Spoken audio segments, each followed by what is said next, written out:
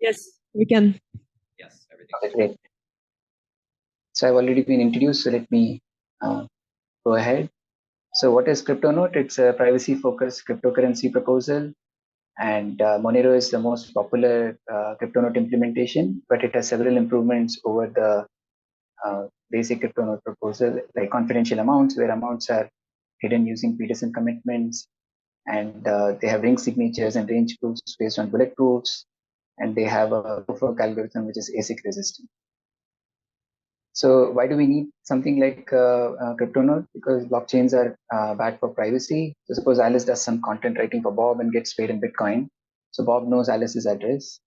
Alice then donates Bitcoin to a political campaign. Then you know the rest of the story. Bob informs Elizabeth Warren, and Alice gets a notice from the IRS. So the main problem is that the source of the funds is not obfuscated. That is, Bob can see where the funds are going from Alice's address. So what if we use something like ring signatures? So digital signatures prove that the signer knows a private key corresponding to some public key, and ring signatures prove that the signer knows one of n private keys corresponding to a set of public keys. So the proposal is, suppose we hide the source of funds in a cryptocurrency transaction using ring signatures. The problem is that how do we prevent double spending? Because if we hide the source of funds, how do we prevent somebody from spending the same coin twice?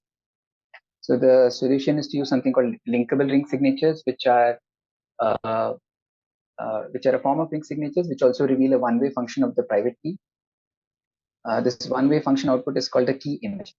And if you have two signatures which are signed using the same private key, they can be linked using this key image. And the key image calculation in CryptoNote is as follows. Suppose you have a public key P, which is x times g. G is the base point of the elliptic curve.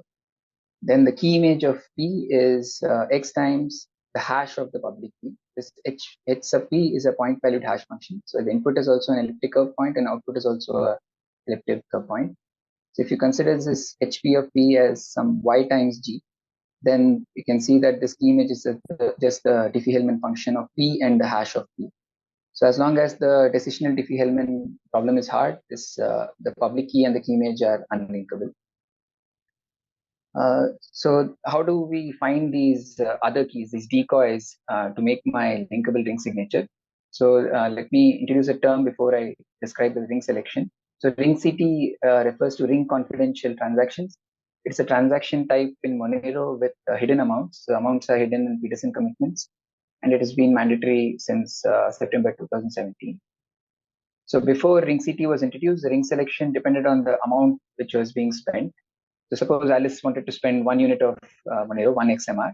She would have to sample decoy keys from all the other outputs which also have 1 XMR. But with ring CT, since the amounts are hidden, so Alice can now sample decoy keys from all keys which have hidden amounts, all outputs which have hidden amounts. And this sampling is with replacement, so the rings can overlap. So in this picture, I have two rings. First ring has P1 to P5, second ring has Q1 to Q5. All of these are public keys. And I1 is the key image which was created in this by the linkable ring signature of the first ring. And I2 was the key image which was created by the linkable ring signature of the second ring. So it can happen that Q1 is equal to P4 and Q2 is equal to P5. So this relationship between the public keys and the key images can be represented using a bipartite graph. So the two vertex classes are the key images themselves and the public keys.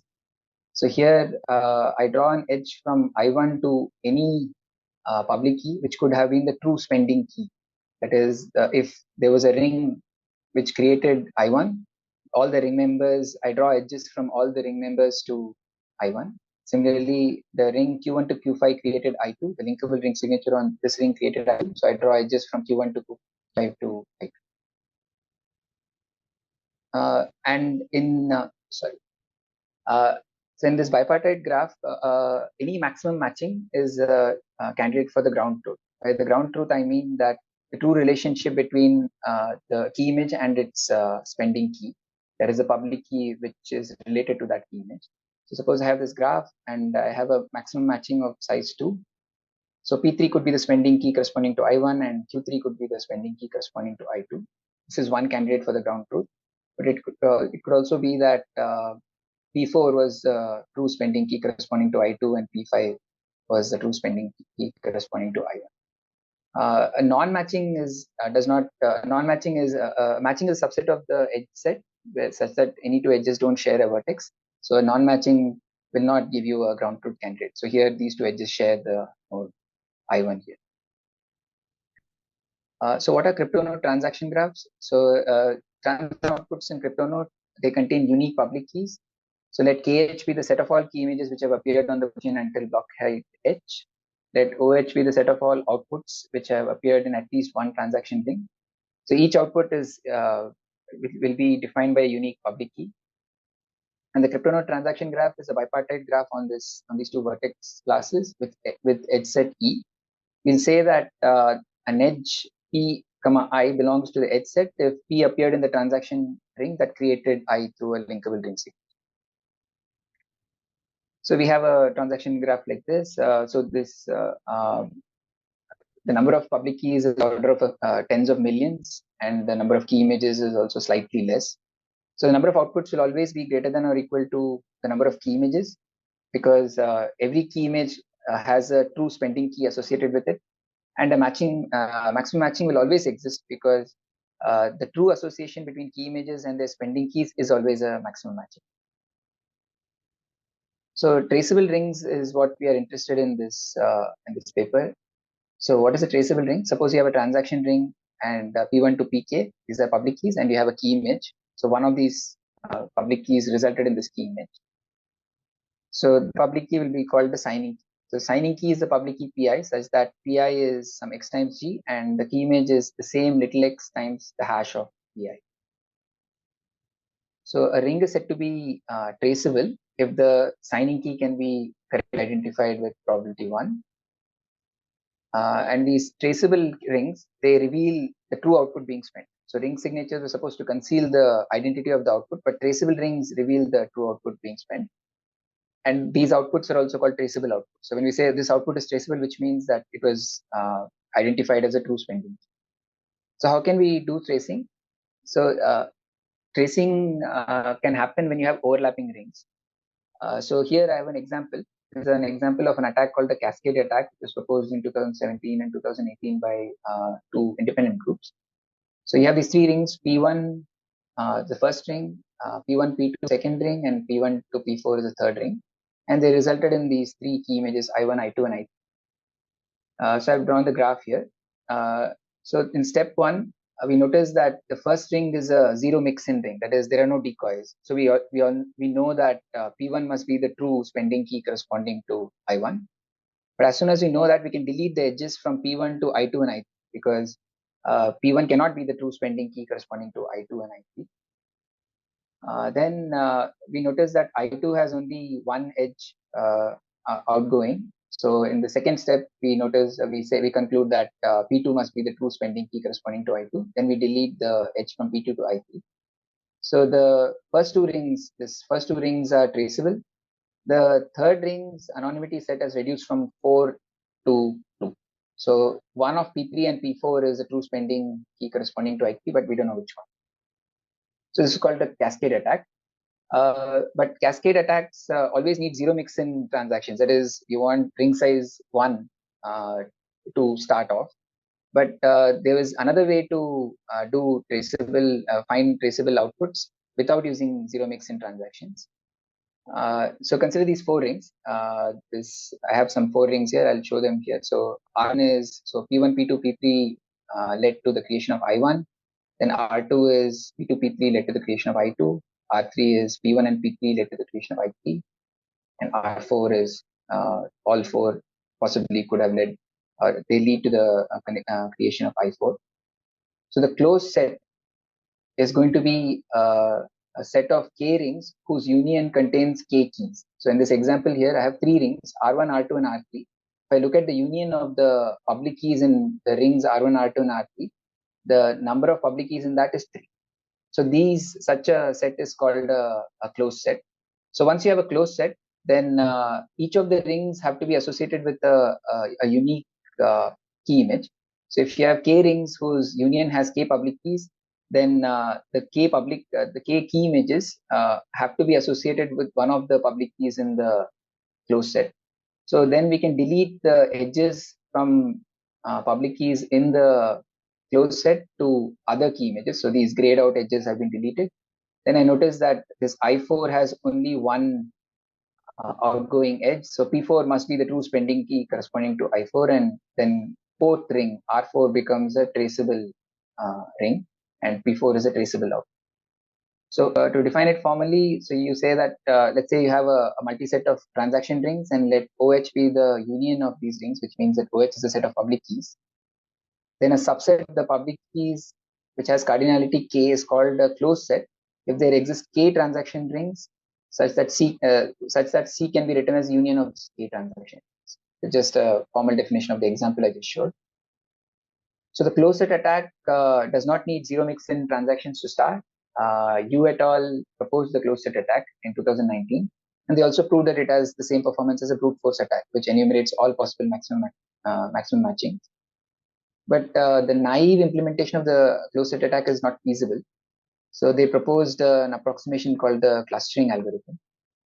And our contribution in this paper is to give a polynomial time algorithm to implement the full closed set attack. We don't need it to go for an approximation. So the closed set attack goes as follows. You find all closed sets in the transaction graph, remove edges from the closed set outputs to other key images, as in my example. So this is P1, P2, P3 from a closed set. So I delete these grayed out edges. And then if an output has only one outgoing edge, it is traceable. So P4 becomes traceable. So what was the approximation they did in the clustering algorithm? So they said that a subset of the set of all rings is called a cluster. So let's start with a cluster which has a single ring R. A ring will have some public keys in it. Then you keep adding other rings to the cluster which satisfy this distance between R dash and C is less than or equal to 1. I'll not define the distance in the interest of time. So this just says the number of keys in R dash is just at most one more than the number of public keys in the cluster. And then if the eventual, when they are not able to add any more rings, if the eventual cluster is a closed set, then they remove the edges and they try to see if they can find any traceable outputs. So this has to be repeated for every ring in the set of all rings. So the key observation we did was that we found that the closed sets have a one-to-one correspondence with minimum covers of the transaction graph. And the Dulmage-Mendelsohn decomposition, which was studied in 1958, find all the minimum covers of a bipartite graph. So how do we compute the Dulmage-Mendelsohn decomposition? You find the maximum matching. It does not matter which maximum matching you use. You can find any one, you'll always get the same decomposition. You perform a depth first search from outputs reachable from unmatched vertices by an alternating path. I'll show an example in a moment. And then you find strongly connected components in a directed graph derived from these outputs. So all of these are polynomial time algorithms, and that is the reason the DM decomposition is polynomial time. So let's look at an example. So suppose I have this graph here. So I have written the images on the bottom and the outputs of the public keys on the top. First, I find a matching.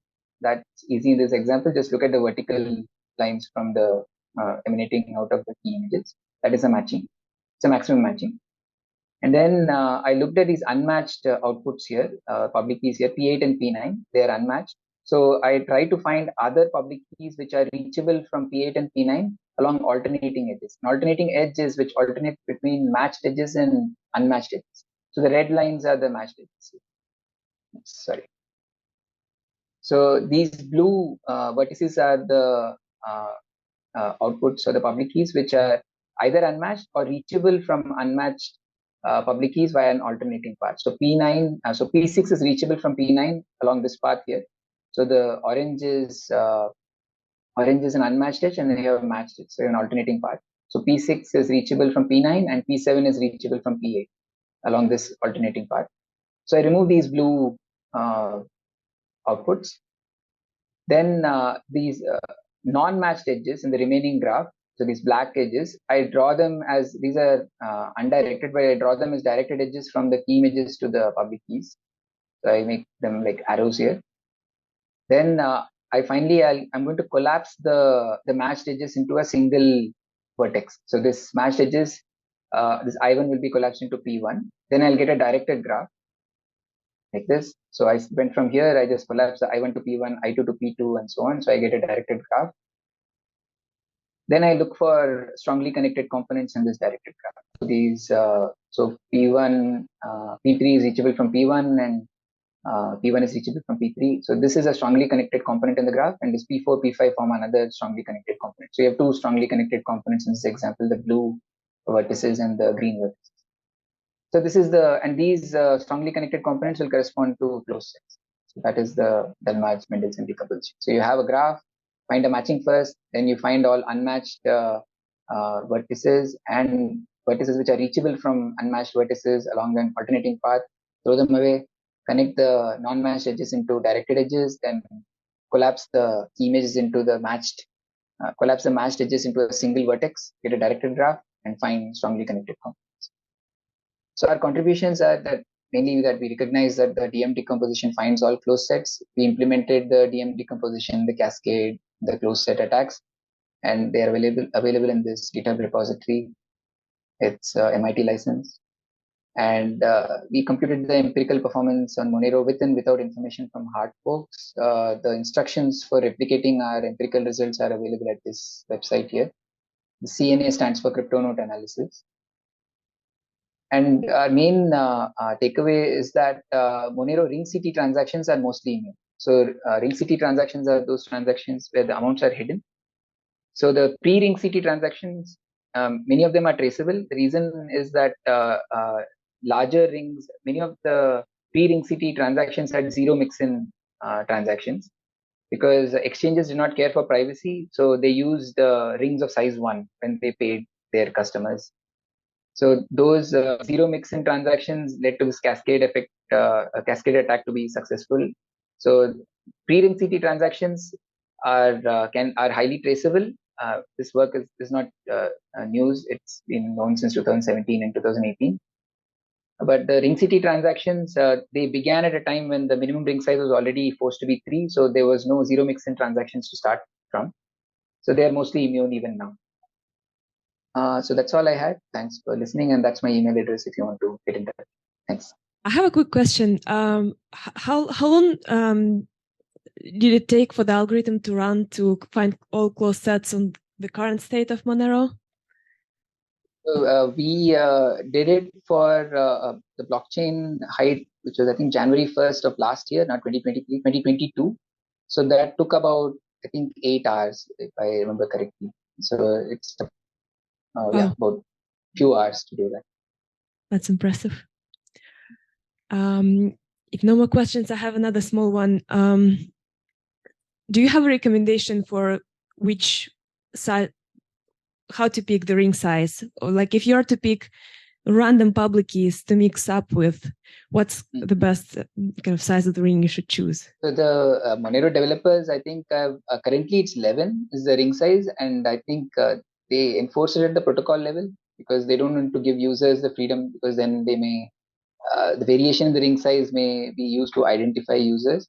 So I'm not expert in the ring selection. So they have the default client, reference client has a distribution which was also informed by some academic research on how they should choose it. So they sample more recent transactions more frequently. That's a higher probability of choosing recent transactions because people might be spending outputs which were created recently. And they also sample from some old transactions. So I mean, yeah. So I don't have a good answer, but I would say that just follow what the Monero developers do, because if you deviate, then you might be identified using some other side channels. Right. Thank you. Makes sense. Well, if no more questions, let's thank the speaker and all the speakers of the session.